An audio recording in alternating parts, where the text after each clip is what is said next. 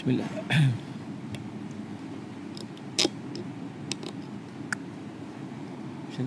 Okay. Bismillahirrahmanirrahim. Assalamualaikum warahmatullahi wabarakatuh.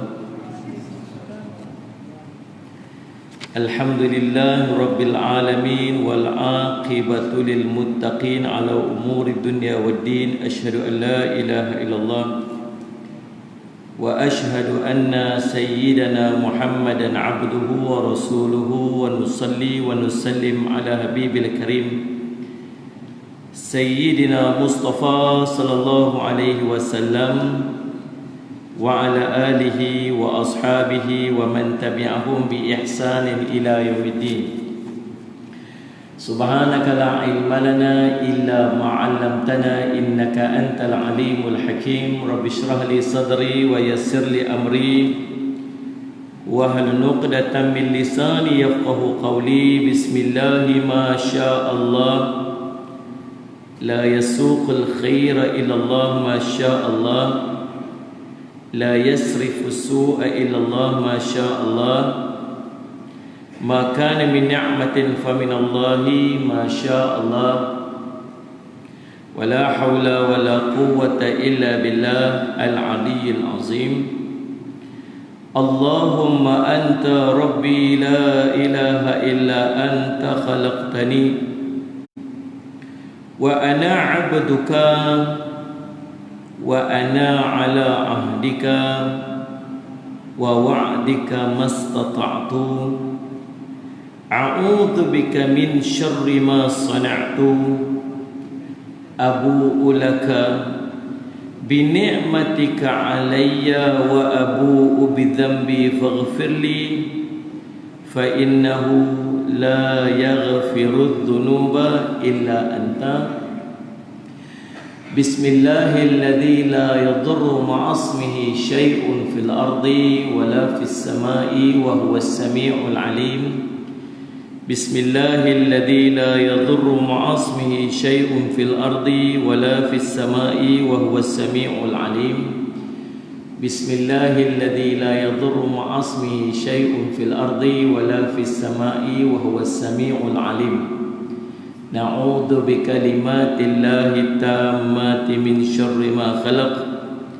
Na'udzu bikalimatillahi tammati min syarri ma khalaq. Na'udzu bikalimatillahi tammati min syarri ma khalaq. Allahumma inna na'udzu bika minal baras wal junun wal judham wa min sayyi'il asqam. Allahumma inna na'udzu bika minal baras wal junun wal judham wa min sayyi'il asqam. Allahumma inna na'udzu bika minal baras wal junun wal judham wa min sayyi'il asqam. Wa sallallahu ala sayyidina Muhammadin wa ala alihi wa sahbihi wa baraka wa sallam. Walhamdulillahi rabbil alamin. Alhamdulillah. Pertama-tamanya kita panjat puji dan syukur kepada Allah SWT dengan limpah kurnia inayah taufik di sisi Allah kita dapat bersama-sama pada malam ini. Ini masjid ketiga.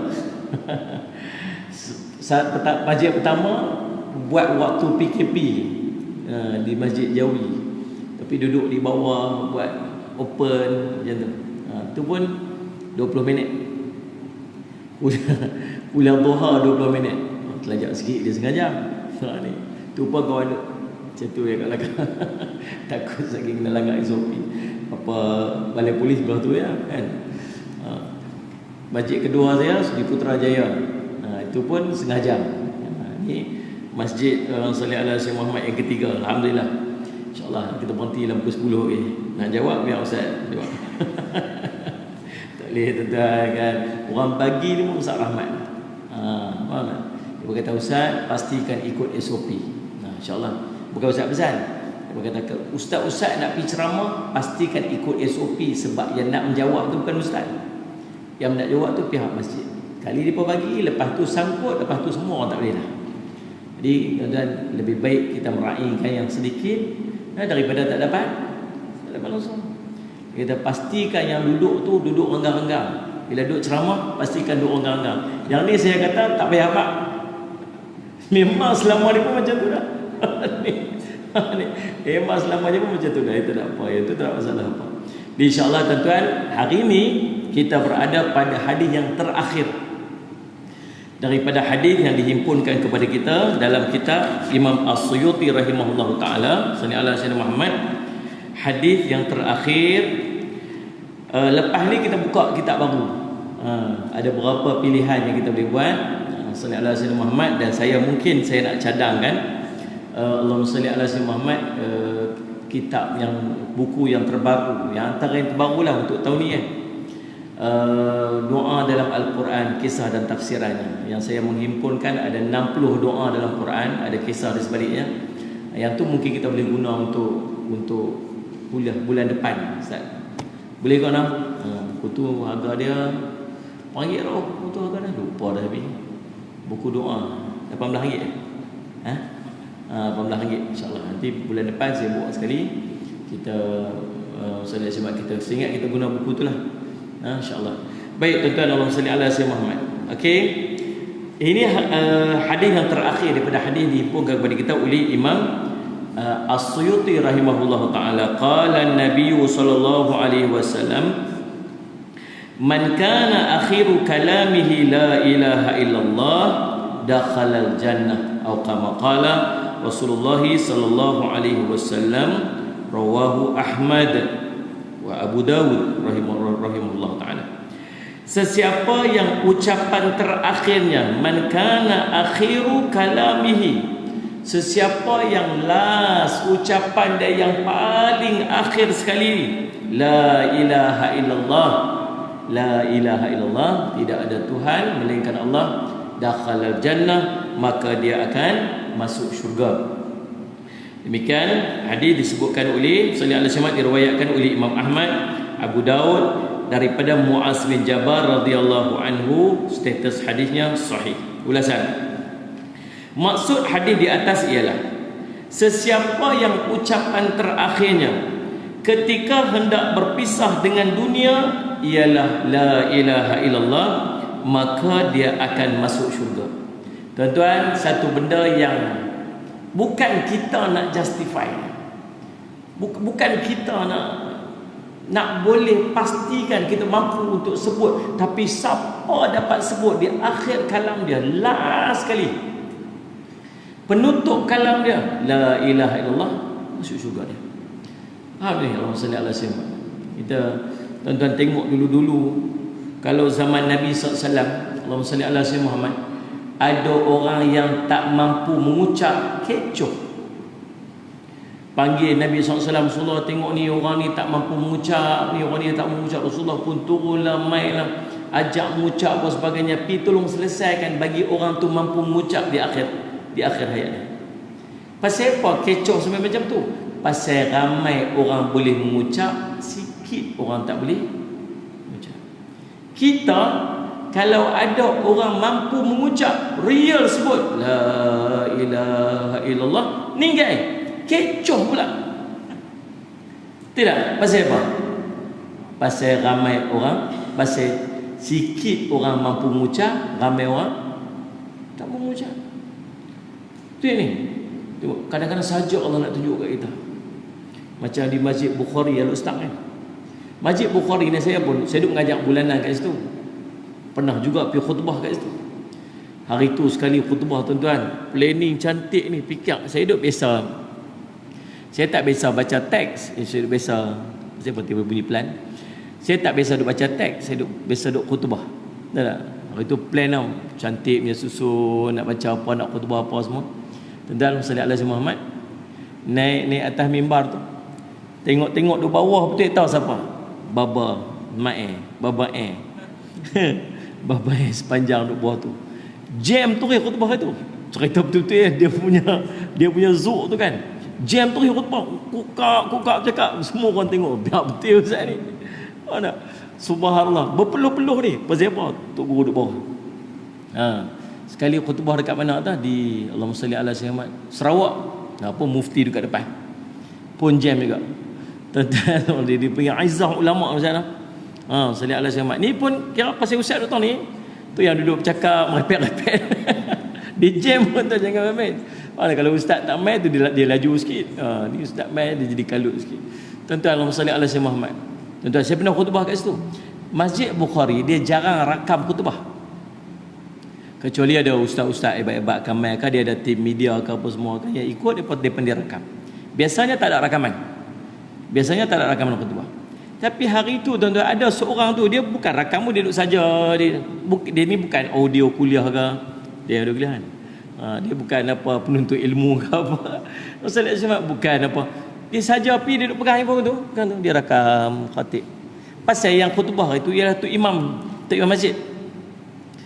Jarang untuk imam masjid orang rakam khutbah. Kecuali Ustaz Khairul Fitri lah, tu pun dia rakam sendiri.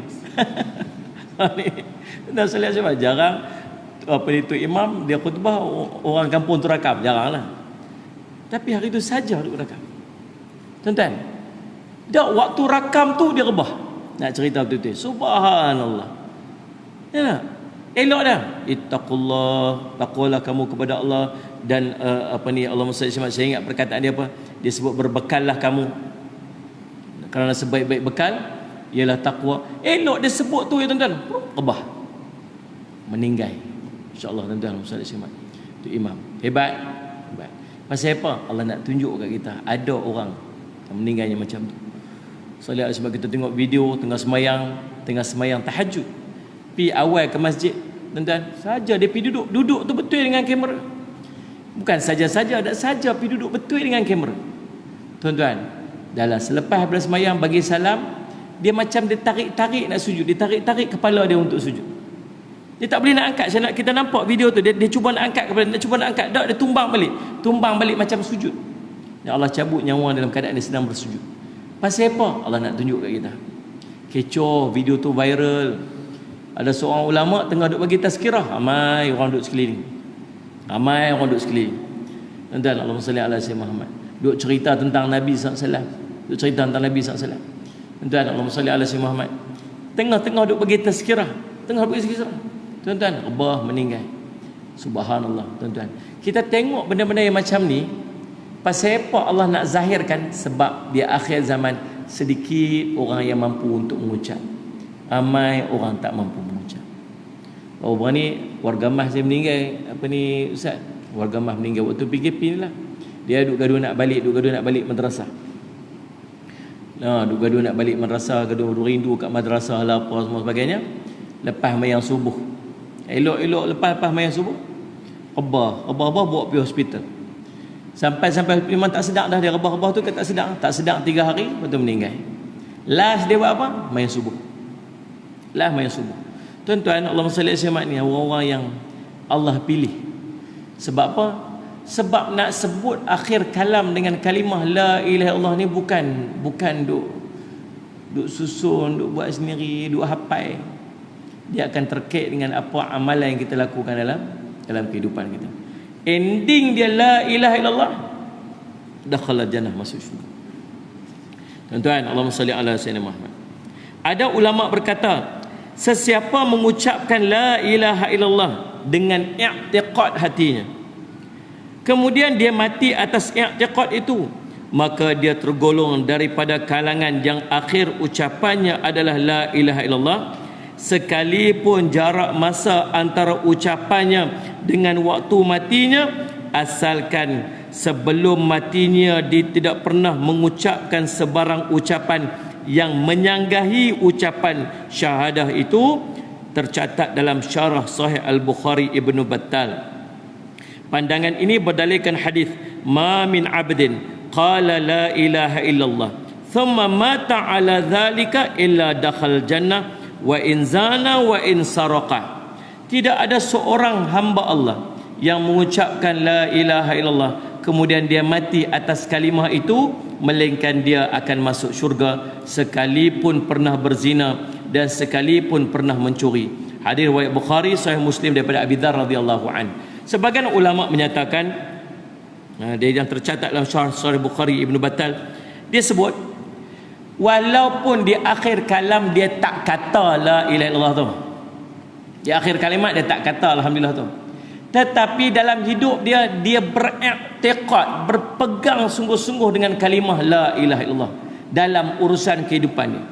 Sebab tu bila kita duduk semayang tuan-tuan, kita duduk kata asyhadu alla ilaha illallah wa asyhadu anna Muhammadar Rasulullah. Tuan-tuan kena faham pada waktu semayang kita itu kita duk renew kalimah syahadah kita. Kita semayang kita renew kalimah syahadah. Kita semayang kita renew kalimah syahadah. Bukan saja-saja sebut. Sebab tu dia termasuk dalam rukun qauli yang tuan-tuan kena lafaz dia bagi sempurna. Tuan faham tak ni? Kita kalau dia tak letak dalam rukun qauli, tuan-tuan apa jadi? Kita akan sebut macam hanyut betul ya. Tuan faham ke saya duk kata apa ni? Dalam keadaan ada rukun qauli yang kita kena lafaz tu bagi dengar, makhraj tu mesti sempurna, baris kena jaga. Dengar ni sebutir-butir perkataan-perkataan kita sebut disebut rukun qauli, tak boleh rosak, tak boleh silap. Faham tak ni? Yang tu pun kita lalai lagi. Fatihah lalai, tahiyat akhir lagi lalai. Tahiyat akhir tu rukun qauli untuk jangan main. At-tahiyatul mubarakatus salawatut thayyibatullah, syahadah kena jaga, makhraj kena jaga, baris kena jaga, kena dengar dia, tak boleh terputih-putih, terpotong-potong dengan perbuatan apa-apa pun. Faham tak ni?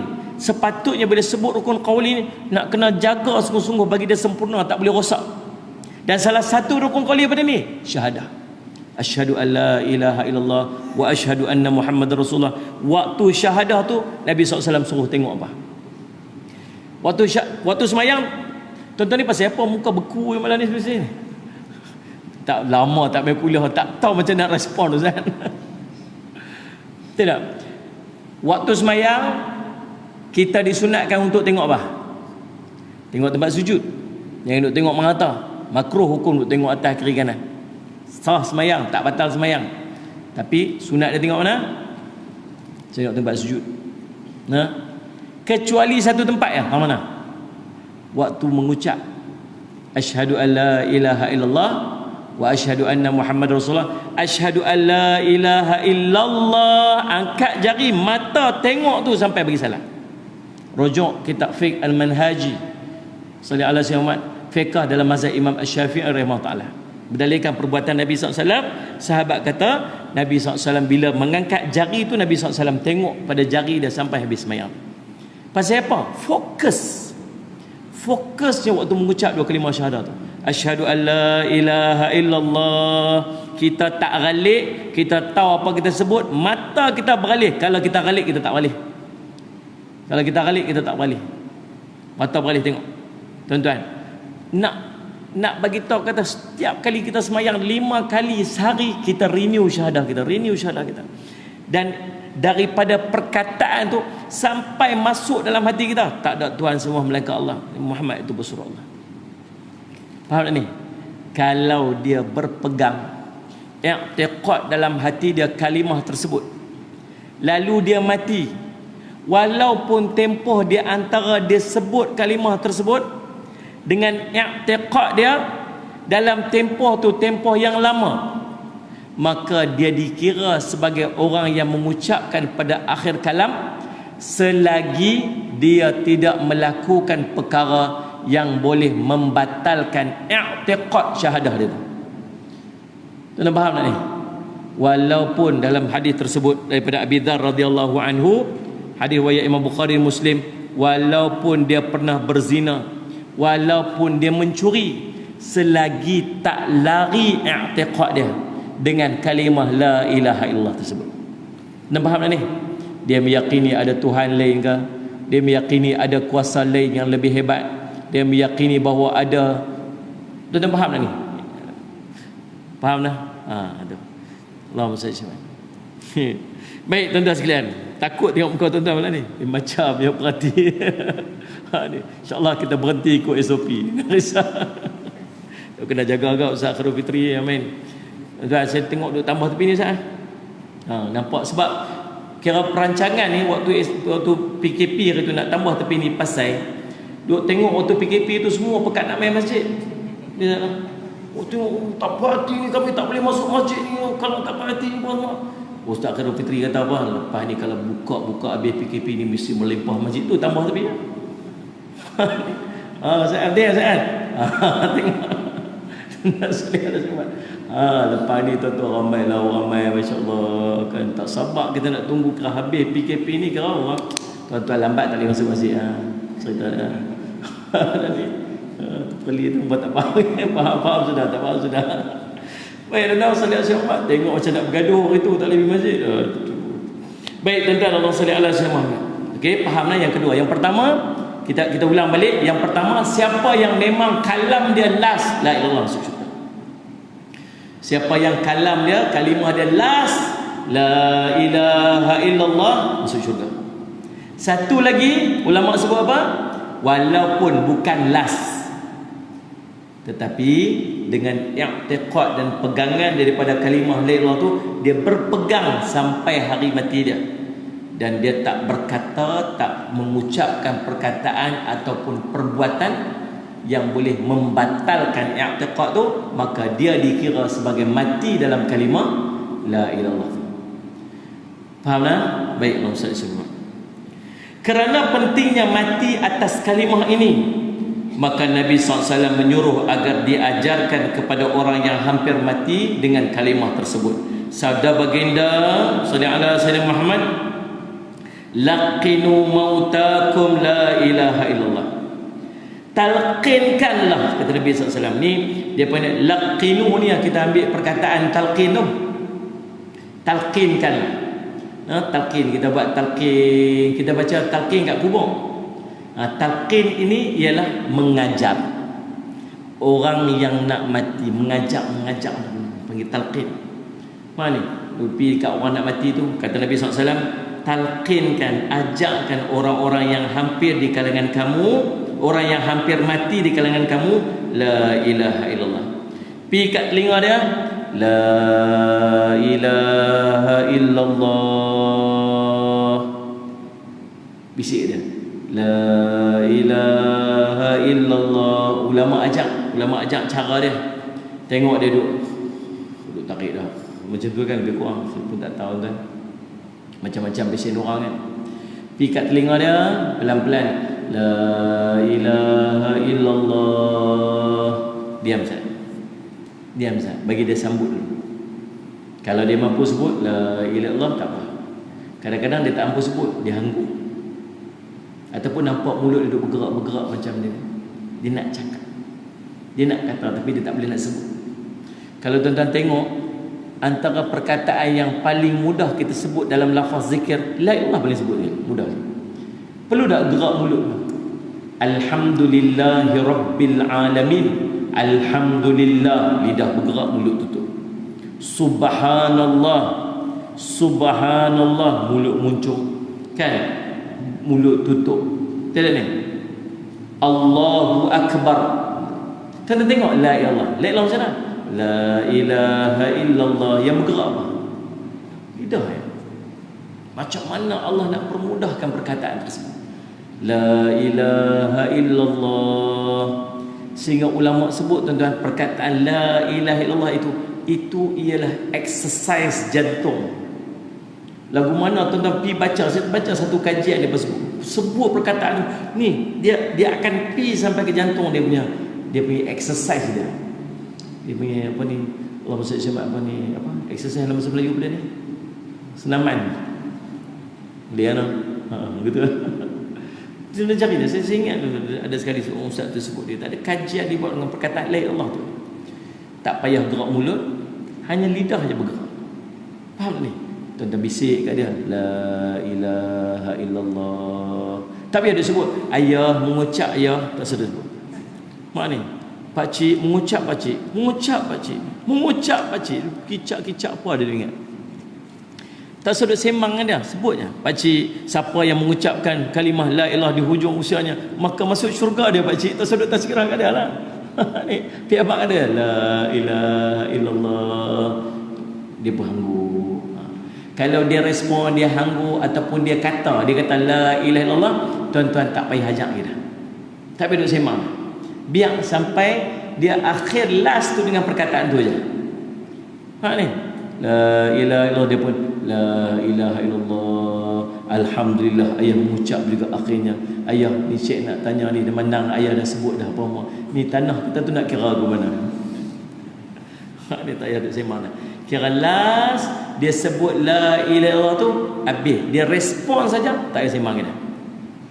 Tak payah cakap. Faham tak? Sallallahu alaihi wasallam. Tuan-tuan yang dirahmati oleh Allah sekalian, Nabi SAW ajak macam tu. Nabi kata, laqinu mautakum la ilaha illallah. Talqinkanlah, ajarlah orang-orang yang hampir mati di kalangan kamu dengan la ilaha illallah. Sahih Muslim disampaikan oleh Abu Sa'id Al-Khudri radhiyallahu anhu. Menurut sebahagian ulama, antaranya Imam Al-Qastalani, ketika mengajarkan itu tidak disunatkan untuk menambah kalimat Muhammadur Rasulullah, kerana dia tidak disuruh oleh hadis-hadis. Hadis tadi suruh ajak apa? La ilaha illallah. Pemudahkan dia. Mudahkan dia. Allahumma salli. Ada seorang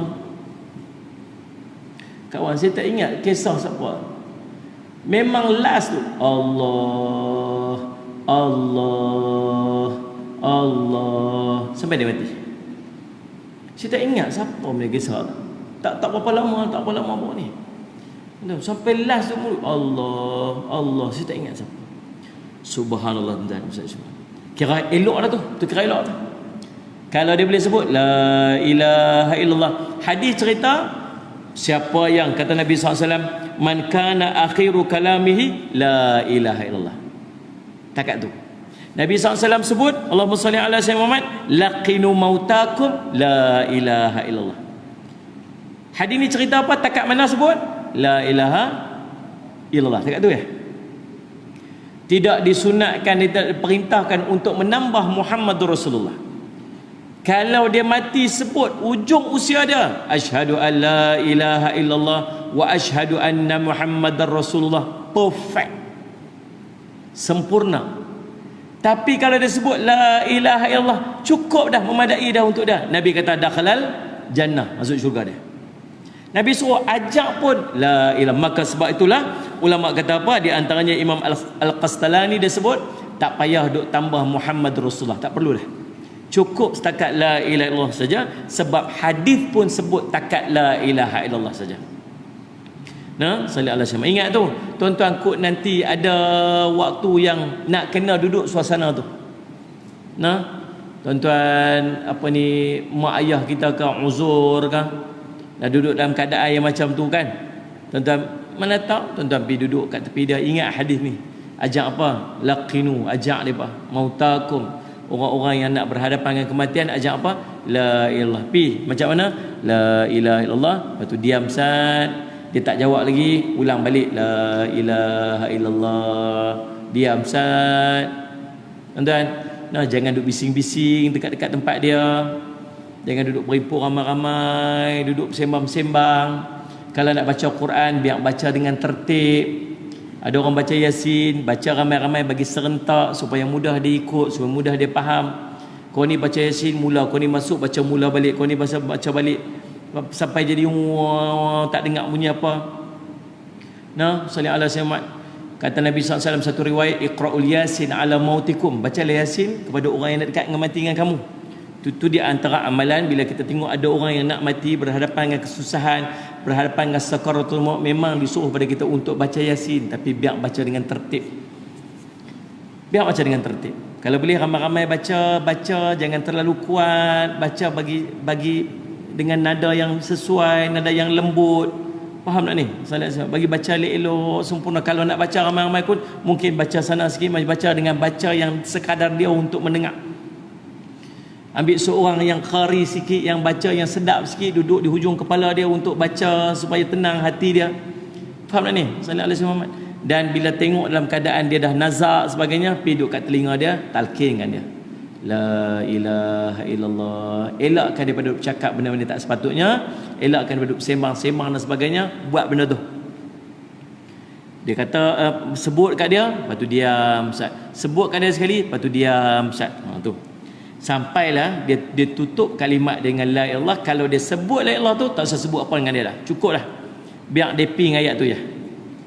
Dia faham tak? Allahumma salli ala sayyidina Muhammad. Jadi, kecuali kepada orang yang bukan Islam. Kalau orang bukan Islam, dia nak mati dan kita nak dia masuk Islam. Tuan-tuan pergi kat dia, tengok dia pun dah teruk sangat, ta'if dah apa semua. ajak dia masuk Islam dan sebagainya, tengok macam dia minat dah apa semua, tapi dah hujung usia dah, suruh dia sebut 2 kalimah syahadah. Untuk apa ni? Bukan kisah untuk mati dia, untuk dia masuk Islam sebelum mati. Kita buat tuan lagu tu. Saya pernah ceritakan dekat Ipoh, ada seorang itu ni. Ada makcik tu seorang duduk sebelah mak dia tengah sakit. Dia duduk pergi baca Yasin kat mak dia. Kemudian dia perasan ada makcik, ada anti Cina seorang kat belakang. Dia pergi kat anti tu, dia kata, "Anti, saya minta maaf lah, saya duduk baca Quran ni kat mak saya. Kok ganggu anti." Dia kata, tak apa, saya suka dengar." Oh, disebut begitu, kawan ni pun rasa macam, oh ni bagus, ni ada can. Dia pun beralih kat makcik, kat anti tu, "Anti tahu dah Islam ni apa?" Dia ceritalah sikit tentang Islam, bla bla apa semua. Akhirnya tuan-tuan, lepas 2-3 hari, anti tu kata apa? "Saya nak masuk Islam ni macam mana?" Dia pun ajak asyhadu alla, mengucap asyhadu alla ilaha illallah Muhammadur Rasulullah. Lepas mengucap, duduk berapa hari dia main tengok katil sebelah kosong. Dia tanya mak dia, "Mak, ni anti ni pergi mana? Dah balik ke, sihat ke?" Dah mati dah. Tuan-tuan, akhir kalam dia, akhir hidup dia masuk Islam. Hujung usia tu masuk Islam. Tuan-tuan, sallallahu alaihi wasallam ambil peluang-peluang yang macam ni. Kawan saya, Allahumma salli ala sayyidina Muhammad, mu'allaf. Dia mu'allaf ni apa hari Ustaz masuk Islam ke mu'allaf? 3 hari je. Kita ni orang Melayu ni kira asal dia masuk Islam kira dia mu'allaf. Tak apalah, tak ada masalah yang tu. Tapi dalam salli ala sayyidina Muhammad, kalau macam tu semua sahabat Nabi mu'allaf belaka. Kan? Semua sahabat Nabi mu'allaf belaka. Salli ala sayyidina mu'allaf ni dia berapa hari je? 3 hari kalau tak salah saya tu mu'allaf. Lepas tu dia bukan mu'allaf lagi, dia orang Islam sama macam kita lah. Ni tapi orang Melayu dia sebab orang Melayu ni sinonim dengan Islam. Kalau Melayu dia mesti Islam lah. Kan kita punya apa ni dia panggil apa, justification Melayu tu ialah Islam tu Melayu. Dan sampai dulu orang kata kalau orang masuk Islam dia panggil orang masuk Melayu. Dia tu dah masuk Melayu. Sampai macam tu biar sinonim dengan Melayu dengan Islam tu kan. Jadi siapa masuk Islam tu kira dia mu'allaf. Ada seorang sahabat kita di Ipoh, dia cerita kat saya, subhanallah, dia kata dia masuk Islam lama dah. Ayah dia tak mau langsung Islam. Waktu dia masuk Islam tu ayah dia barak kat dia, anti kat dia, tak bagi balik apa semua. Sampai dia dapat anak. Bila dia dapat anak, cucu pertama dapat anak ni, Tok Wan dia jadi seronok. Dia tak kira lah Islam tak Islam lah, dia sayang kat cucu tu. Lepas tu dia guna tiap minggu dia hantar cucu dia balik. Tiap minggu dia hantar cucu balik. Cucu tu semayang depan dia lah apa semua. Dia lama-lama dia selesa dengan Islam. Akhirnya dia terima lah bapak dia tu. Pasal cucunya pasal. Dia pujuk masuk Islam. Tak mau. Tuan-tuan, tahu tak bila dia masuk Islam? 2 minggu sebelum dia mati. Lepas anak tu dah 12 tahun dah. Dah jannah dah. Tiap-tiap minggu ayah dia masuk Islam. Sampai ayah tu hampir balik lah. Tak sedut cakap. Tak mau dengar dah. Dia susah hati dia. Tak, Allah buka hati dia bila? Allah buka hati dia 2 minggu sebelum dia mati. Aku nak masuk Islam. Masuk Islam. Lepas 2 minggu meninggal. Dalam keadaan tengah sakit. Subhanallah tuan-tuan. Saya cuma nak cerita. Tuan-tuan, kalau orang tu orang bukan Islam dan kita nak pastikan dia masuk Islam sebelum dia meninggal, waktu ni kata ulama dia kena sebut 2 kalimah tersebut. Kalau dia mampu sebut 1 dah, mudah-mudahan Allah terima. Mudah, sebab syarat kalimah syahadah ialah sebut 2 sekali. Baik. Namun sebagian ulama yang lain, antaranya Imam Ibnu Hajar dalam Fathul Bari berpandangan yang dikehendaki dengan la ilaha illallah dalam hadis di atas dan hadis-hadis yang lain ialah 2 kalimah syahadah. Jadi la ilaha illallah itu adalah ungkapan yang merujuk kepada 2 kalimah syahadah. Bukan bermaksud memadai dengan ucapan la ilaha illallah saja dan meninggalkan Muhammad Rasulullah. Tuan-tuan faham tak ni? Maksudnya dalam perkataan Nabi kata siapa yang man kana akhiru kalami la ilaha dakhala jannah, siapa yang akhir kalam dia dengan menyebutkan la ilaha itu masuk syurga. 3 pendapat ulama. Yang pertama, pada waktu mati dia kata la ilaha illallah, dia masuk syurga. Pendapat kedua, walaupun pada waktu mati dia tak kata la ilaha illallah, tapi dia dah beriktiqad, dia dah berpegang dengan kalimah la ilaha itu, dan dalam tempoh di antara dia menyebutkan dan dia beriktiqad tu tak ada melakukan perbuatan atau perkataan yang membatalkan iktiqad tu, maka dia dikira sebagai mati dalam la ilaha illallah. Tuan-tuan faham? Dan yang ketiga apa dia? Kata Ibnu Hajar, Allahumma salli ala sayyidina Imam Ibn Hajar dalam kitab Fathul Bari dia kata, tak, kalau Nabi kata la ilaha illallah tu maksudnya sekali dengan kalimat Muhammadur Rasulullah. Maksud apa? Dia kena sebut asyhadu alla, dia kena sebut la ilaha illallah Muhammadur Rasulullah. Dan ni tiga pandangan ulama yang membincangkan tentang perkataan Nabi SAW, man kana akhiru kalamihi la ilaha illallah dakhala jannah. Apa yang kita boleh buat? Yang pertama, kita jaga iman kita, kita jaga akidah kita, pegangan kita la ilaha illallah ni. Jangan sampai kita melakukan perkara yang boleh membatalkan akidah dan i'tiqad kita.